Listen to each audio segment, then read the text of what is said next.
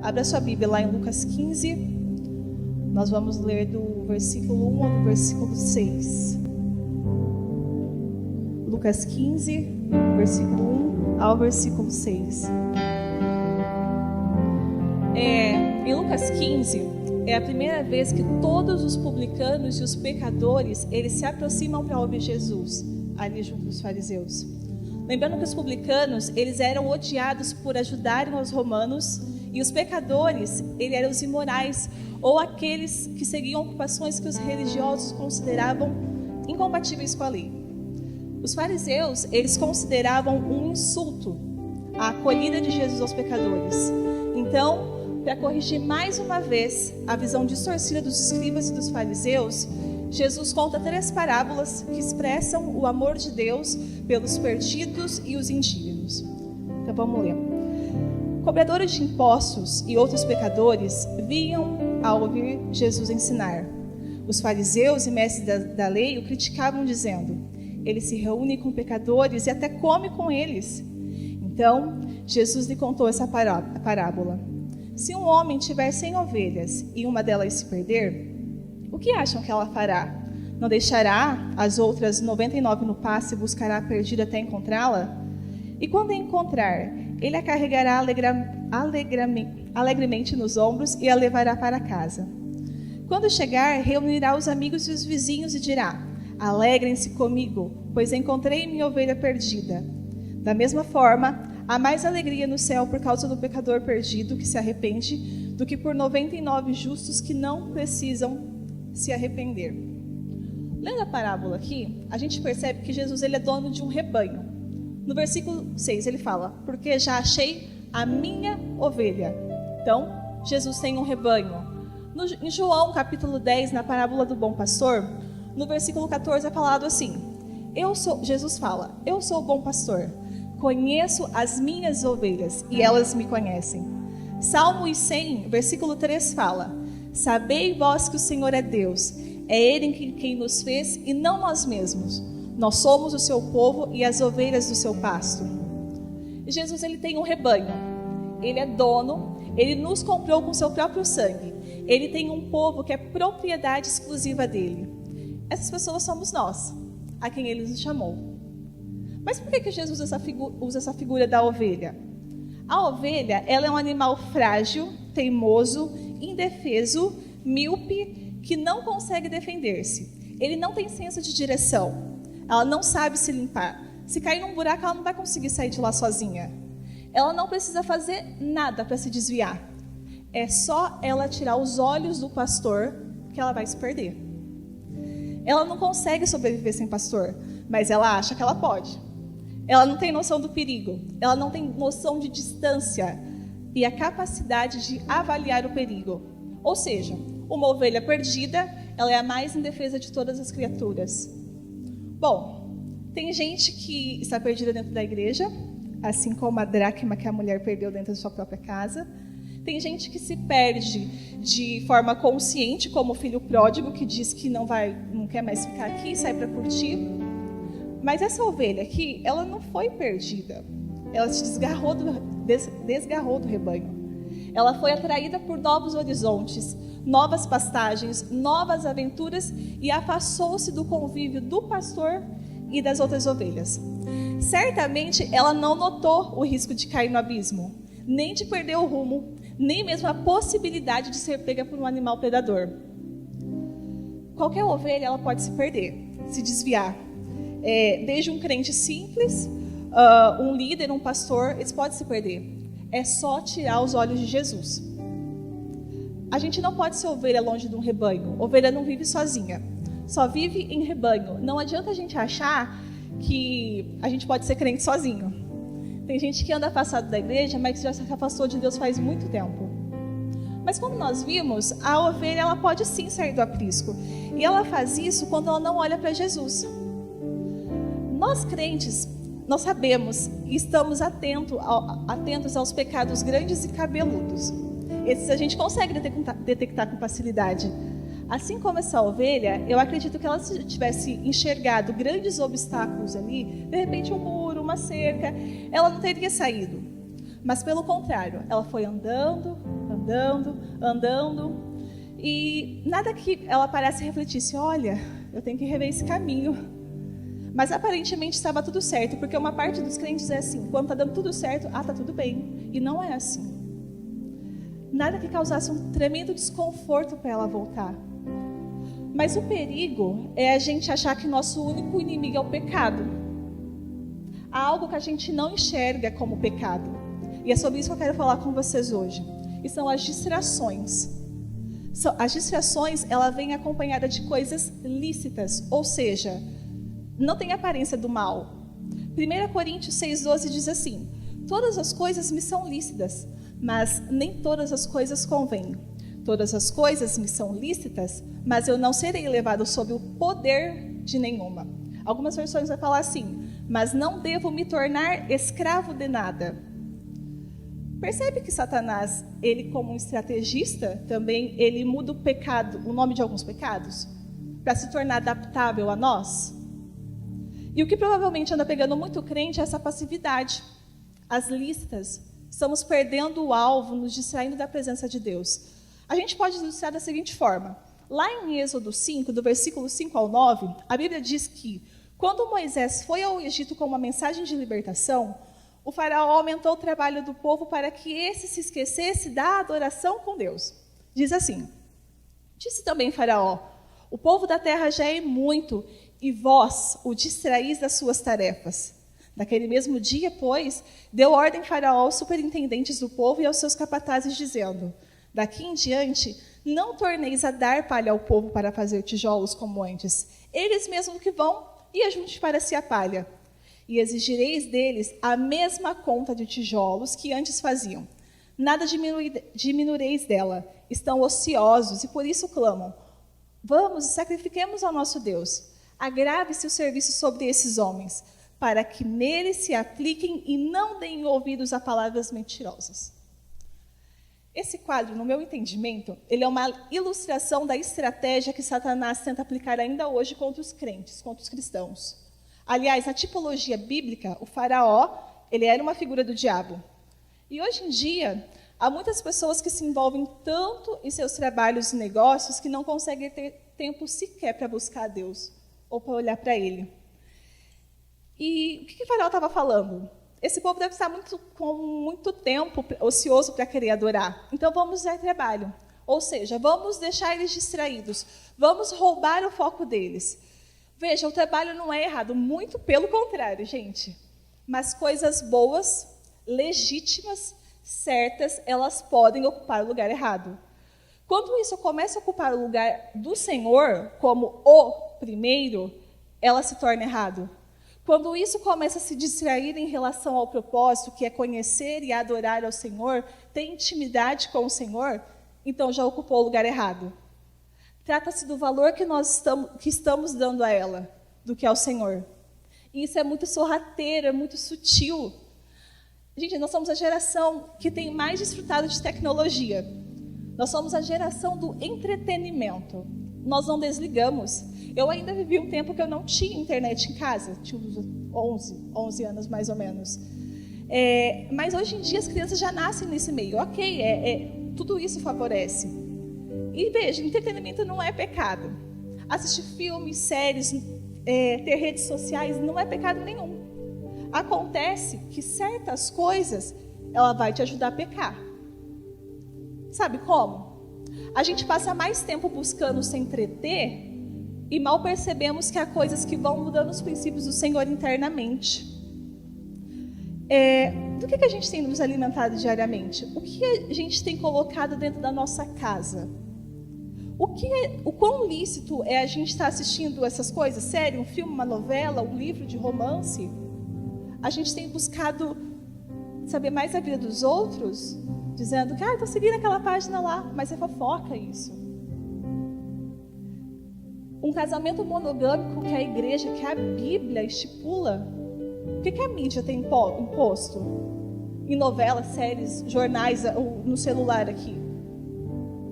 Pessoas que, a mulher está muito chata, o homem está muito chato, vamos trocar. E o nível de divórcio no meio dos crentes, ele está alto demais. Ou mesmo quando a gente vê notícias aí de que a tal famosa falou, não, casamento aberto, cara, isso não é, isso é de Satanás.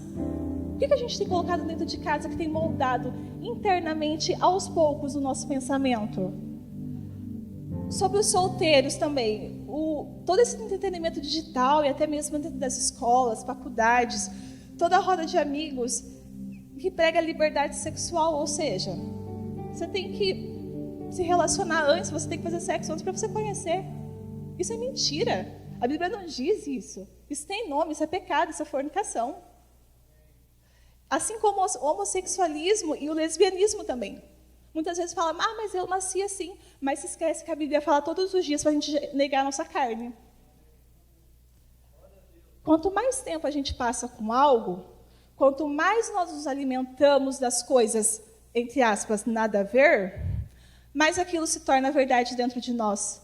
Quanto mais tempo passamos longe dos caminhos de Jesus, mais internalizamos o mundo dentro de nós. Porque tudo isso que eu falei é muito sutil. Tá ali estamos sendo bombardeados dia após dia. E não estou falando novamente com entretenimento contra isso, que ele é pecado. Não, mas a gente tem que filtrar. Escolher a mesa que a gente se assenta para comer. Lembram da parábola da grande ceia, em Lucas 14? Do versículo 16 ao 24, um capítulo antes desse. Essa parábola, ela conta do convite de Jesus aos judeus, mas que eles não quiseram. Mas eu acredito que a gente pode pensar nela também no sentido de distração. E fala assim, então ele lhe disse, certo homem fez uma grande ceia e convidou a muitos. E enviou seu servo na hora da ceia para dizer aos convidados, vinde, pois todas as coisas estão preparadas. E todos, em consenso, começaram a dar desculpas. O primeiro disse-lhe, eu comprei um pedaço de terra e preciso ir vê-lo. Peço-te que me desculpes. E outro disse, eu comprei 5 juntas de boi e vou examiná-las. Peço-te que me desculpe. E outro disse, casei-me e, portanto, não posso ir. E vindo aquele servo, anunciou essas coisas ao seu senhor. Então, o dono da casa, irritado, disse ao seu servo, sai depressa pelas ruas e becos da cidade e trazei aqui os pobres, os aleijados e os coxos e os cegos. E disse o Senhor, Senhor, está feito como tu ordenaste, e ainda há lugar. E disse o Senhor ao servo, sai pelas estradas e tendas e obriga-os a entrar, para que a minha casa possa estar cheia.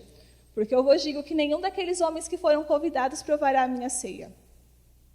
No versículo 18, ele fala assim, eu não vou porque eu tenho coisa melhor para ver.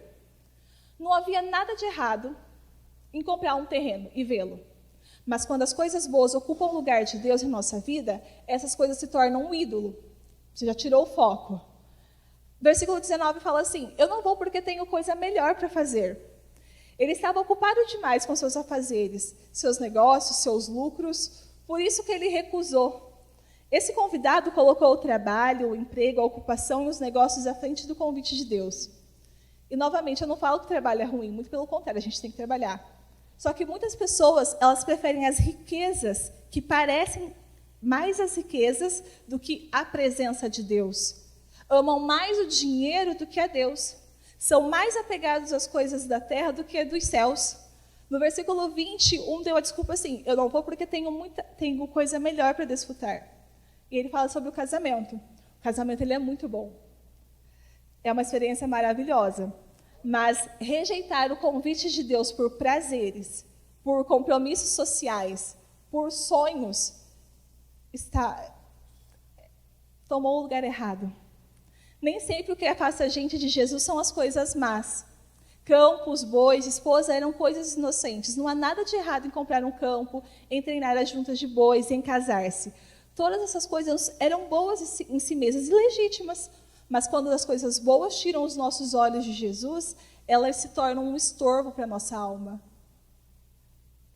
Não são apenas os vícios degradantes e os pecados escandalosos que mantêm as pessoas longe do reino de Deus, mas também as coisas boas, as lícitas. Jesus disse que aquele que amar pais, filhos, bens do que a ele, não é digno de ser seu discípulo. E quando Jesus voltar, as pessoas estarão vivendo como a geração de Noé, assim como fala em Mateus 24, 37 a 39. Comiam, bebiam, davam-se em casamento. Que mal que há nessas coisas? Comer, beber, casar? Nenhuma. Mas quando as coisas boas tomam todo o nosso tempo, a ponto de não darmos prioridade a Jesus, elas se tornam embaraços para a nossa alma. Essa pessoa transforma uma bênção numa maldição. Fizeram da bênção um ídolo. Até mesmo o nosso serviço prestado ao Senhor pode se tornar uma distração. Apocalipse, capítulo 2, o versículo 2 ao 5, diz assim: eu conheço as tuas obras e o teu trabalho, e a tua paciência, e como tu não podes suportar os que são maus, e tens provado os que dizem ser apóstolos e não são, e descobriste que são mentirosos, e tens suportado, e tens paciência por causa do meu nome, trabalhaste e não desfaleceste. Todavia, eu tenho algo contra ti, porque deixaste o teu primeiro amor. Os irmãos de Éfeso, eles perderam o primeiro amor, ainda que eles não tivessem parado de trabalhar para Jesus. E quanto a Marta? Marta estava distraída, lembra? Como Maria estava aos pés dele e Marta estava trabalhando. A minha versão, ela fala que Marta estava muito atarefada. Tem versão que vai dizer agitava-se, ocupada com muito serviço. Na versão em inglês, aparece assim, distraía ou estava distraída. Mas essa palavra aqui no original, ela no grego é perispal. Ela significa separar, afastar, distrair, no seu sentido primário. No sentido secundário, de metáfora, ela entra num estado de estresse mental, estar distraído, ao mesmo tempo que fala estar bastante ocupado, muito atarefado. A ênfase também aqui está na distração. Fala de estar tão ocupado com algo que não pode se ocupar com outra coisa. Eu não julgo Marta, porque se eu soubesse que Jesus também é na minha casa, eu prepararia o melhor para ele. Mas a Maria escolheu a melhor parte, que era aos pés do Senhor. Eu não estou querendo dizer que você só deve ficar ali na presença do Senhor ou só trabalhar. Mas existe um equilíbrio nessas duas partes. E de Maria não seria tirada essa parte. O nosso trabalho para o Senhor, seja num ministério, numa liderança, ele tem que ser um reflexo. É o transbordar do que acontece lá no meu quarto com Deus. Não é a performance. É o que emana daquele lugar com o Senhor. E a gente pode definir o quanto a gente é importante para alguém em ver como essa pessoa administra o tempo com ela. Guarda no seu cérebro. O que é a primeira coisa que vem na sua cabeça quando você acorda? Será que são os trabalhos, as lutas? Ou é você ter intimidade com o Senhor? É você primeiro olhar para Ele. O que é mais importante para você? O que tem reinado na tua vida? A gente tem contemplado o Senhor? O problema da gente hoje é que a gente não para. A gente não contempla. A gente não vê as coisas do Senhor. Os mínimos detalhes, é a mão do Senhor ali nos arrema, indo com a gente. E quando a gente vai praticando isso, a gente fica um dia, 2, 3, 4, 5, daqui a pouco está sem o Senhor. Isso é muito sutil, assim como essa ovelha, ela foi se afastando. E o ruim de tudo isso que eu falei, essa distração, esse consumo de coisas que não edificam o nosso Espírito Santo, são as marcas, as feridas que pegamos nesse caminho. Eu acredito que essa ovelha deve ter se machucado. Ela deve ter se arranhado, se cortado, caído, já que ela é um animal frágil. E só para ilustrar isso, ali em João 10, fala que Jesus é a porta das ovelhas. Não tem duas portas, não tem outras portas. Jesus não é a outra porta. Jesus, ele é a porta. De tal maneira que ninguém entra no céu a não ser por ele. Ele é o caminho, o único salvador, o único mediador. Ele é o único que pode perdoar nossos pecados. Ele é o único que pode dar a vida eterna. Ele é o único que pode dar a salvação. Quem entrar por mim será salvo. Quem entrar por outra porta não será salvo. Ou é ou não é. Não tem meio termo. Não tem em cima do muro. Se você escolheu ficar em cima do muro, você vai escolher o seu lado. E não é de Jesus. Só que tem porta que você entra, mas não sai tão facilmente. Fica preso, fica escravo. E quando você vai por essa porta, quando não é de Jesus, você resolve dar a saidinha, entra na porta do pecado, que é o vício que te aprisiona, vício em álcool, droga, vícios na pornografia, na prostituição, no homossexualismo, e é o diabo que prende, acorrenta, escraviza e tortura. Ou é a porta de Jesus, gente, ou a porta do mundo. E quando Jesus for te encontrar, porque ele vai, a gente terminou de ler a parábola, que ele vai ao encontro, ele vai precisar tratar essas feridas. E isso vai ser um processo dolorido. Às vezes são marcas profundas que levam tempo. Dói. Às vezes o médico, para ele curar uma ferida pequena, ele precisa abrir uma ainda maior para poder limpar e curar. E tudo isso por causa dos olhos que não estavam fixos no Senhor, por causa da distração. E, gente, não cai nessa história, especialmente para os jovens, né? Olha, é bom que vai mesmo para o mundo e vê como que é. Não, isso é uma mentira. Isso é uma mentira de Satanás. Sabe por quê? Jesus é provedor.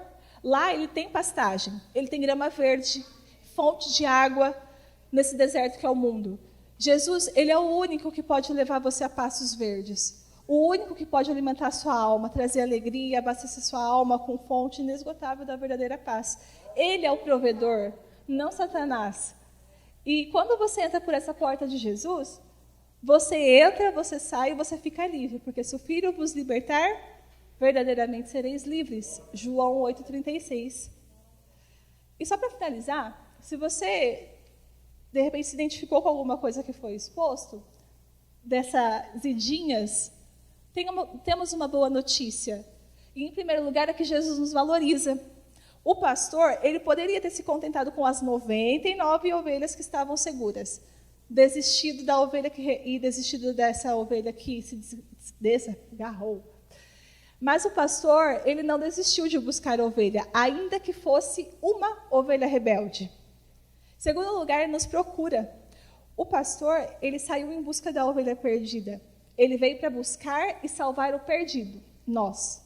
Ele veio para os doentes, ele veio para salvar os pecadores, somos nós. E mais um tanto de ovelha que está perdida aí no mundo.